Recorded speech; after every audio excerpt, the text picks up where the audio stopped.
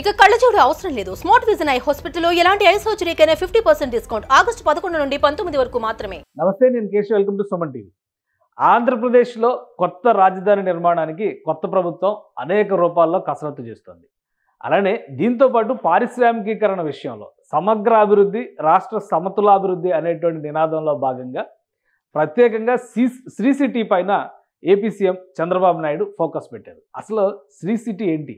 ఒకే రోజు 15 రకాల పరిశ్రమలకు సంబంధించిన ప్రారంభోత్సవాలు నిర్వహించడం, మరో 4 పెద్ద కంపెనీలతో ఎంఓయూలు కుదుర్చుకోవడం. దీంతో ఆంధ్రప్రదేశ్ పారిశ్రామిక రంగంలో శ్రీ సిటీ మరింత కీలక పాత్ర పోషించబోతుందనేటువంటి సంకేతాన్ని రాష్ట్ర ముఖ్యమంత్రి చంద్రబాబు నాయుడు చెప్పకనే చెప్పారు. సో ఈ నేపథ్యంలో శ్రీ సిటీకి ఉన్నటువంటి ప్రాధాన్యం ఏంటో ఒకసారి పరిశీలించేటువంటి ప్రయత్నం చేద్దాం. గతంలో ఎస్ఈజెడ్ పాలసీ అంటే స్పెషల్ ఎకనామిక్ జోన్ పాలసీతో తీసుకొచ్చినటువంటి అనేక ఎస్ఈజెడ్లో శ్రీ సిటీ కూడా ఒకటి. అది ఆంధ్రప్రదేశ్కే ఇప్పుడు తలమానికంగా మారబోయేటువంటి నగరంగా కనిపిస్తోంది. ప్రత్యేకంగా దీన్ని ఎస్ఈజెడ్గా కేవలం జోన్గా మాత్రమే గుర్తించినప్పటికీ ఇక్కడ జరుగుతున్నటువంటి యాక్టివిటీస్, ఏర్పాటవుతున్నటువంటి వనరులు, వసతులు, మౌలిక సదుపాయాలు వీటన్నిటిని బట్టి చూస్తే ఏ నగరానికి తీసిపోని విధంగా శ్రీ సిటీ డెవలప్ అవుతుంది. అసలు శ్రీ సిటీ లక్ష్యాలేంటి?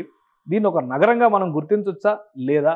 రాయలసీమకు సంబంధించి ఉత్పాదక రంగంలో అత్యంత కీలకమైనటువంటి యూనిట్గా ఇది ఎందుకు మారబోతోంది? ఈ అంశాలను ఒకసారి విశ్లేషిద్దాం. మనం ఆంధ్రప్రదేశ్కి సంబంధించినటువంటి అనేక ఎస్ఈజెడ్లో శ్రీ సిటీ ఒకటి. ఇప్పటికే మనం వైజాగ్ అలానే చెన్నై కారిడార్ గురించి మాట్లాడుతున్నటువంటి తరుణంలో పారిశ్రామిక క్లస్టర్ల ప్రస్తావన ఎక్కువగా వస్తుంది. కొత్త ప్రభుత్వం ఏర్పడినాక కొత్తగా వచ్చినటువంటి బడ్జెట్లో ప్రత్యేకంగా ఈ క్లస్టర్ల డెవలప్మెంట్కి సంబంధించినటువంటి జాగ్రత్తలు కూడా రాష్ట్ర ప్రభుత్వం తీసుకుని దానికి సంబంధించినటువంటి బడ్జెట్ ఎలకేషన్స్ కేంద్ర ప్రభుత్వం చేసింది.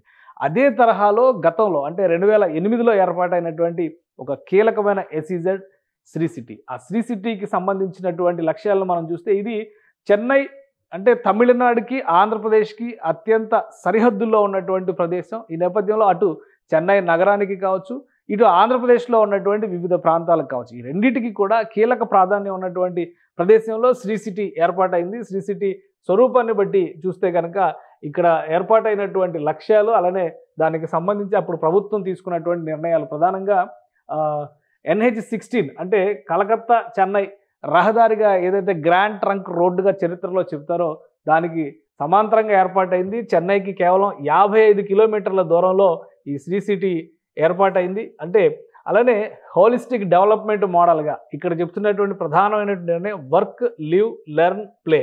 ఈ 4 కాన్సెప్ట్స్ని దృష్టిలో ఉంచుకుని ఇక్కడ కావాల్సినటువంటి వనరుల్ని ప్రభుత్వాలు క్రియేట్ చేసింది.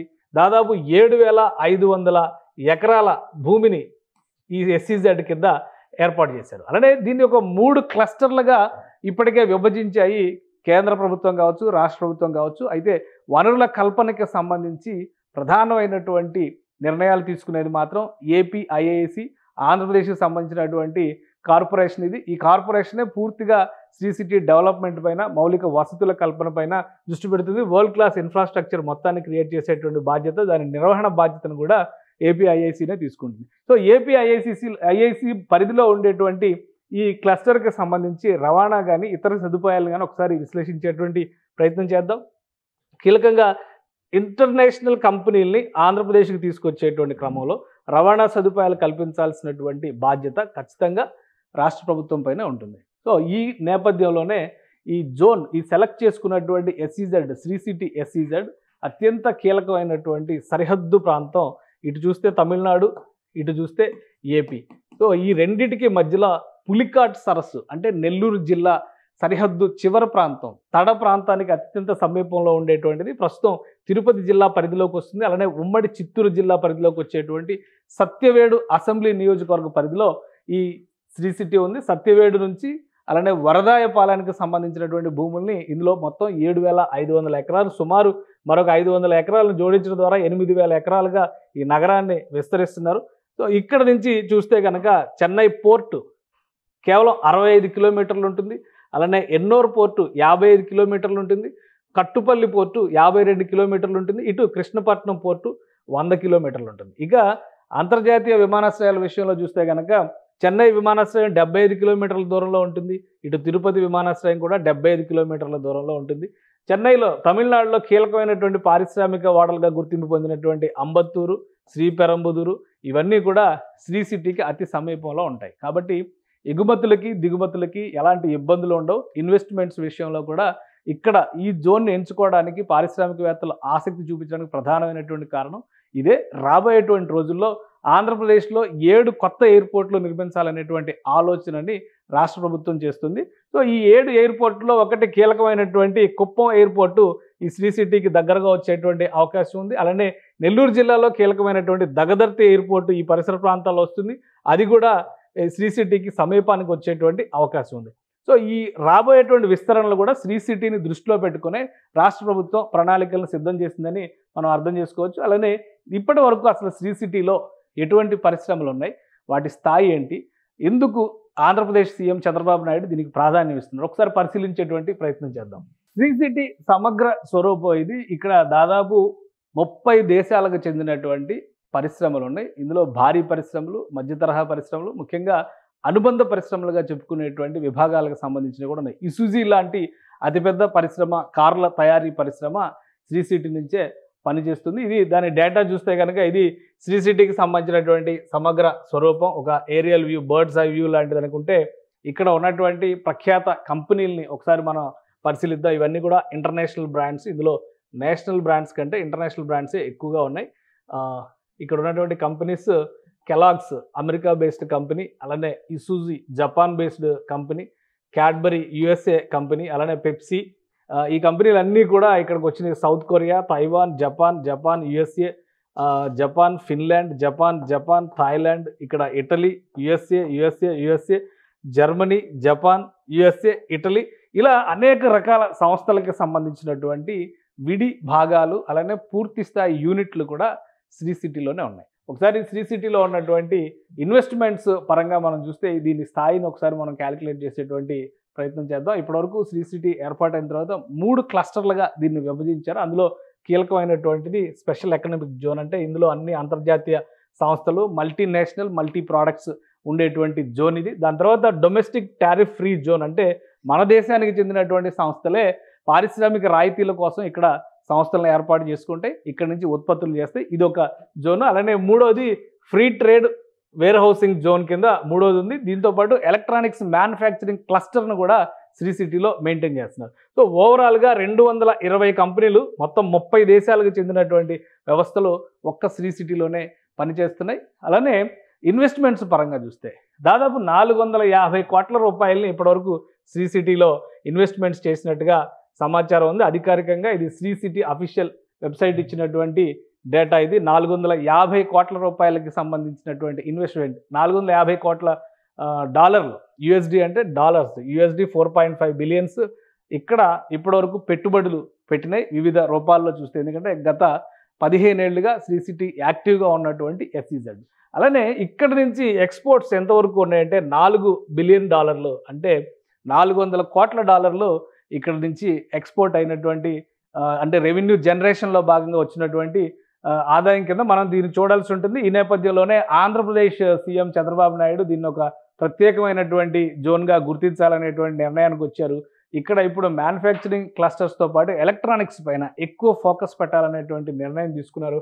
అందులో భాగంగానే శ్రీ సిటీకి సంబంధించి కొన్ని కీలకమైనటువంటి నిర్ణయాలు తీసుకున్నారు. అన్ని రకాలుగా కూడా ఇక్కడ యాక్సెసిబిలిటీ ఈజీగా ఉన్నటువంటి నేపథ్యంలో ఈ పరిశ్రమ ప్రాంతంలో ఇంకొక అంశం ఏంటంటే విద్యాపరంగా కూడా ఉన్నత విద్యా సంస్థలను తీసుకొచ్చేటువంటి క్రమంలో 100కు పైగా సంస్థలు ఇంటర్నేషనల్ ఇన్స్టిట్యూషన్స్ శ్రీ సిటీలో వర్క్ చేస్తున్నాయి. అలానే IIIT లాంటివి, Indian institute of information technology సంస్థ కూడా ఇక్కడ శ్రీ సిటీలో పనిచేస్తుంది.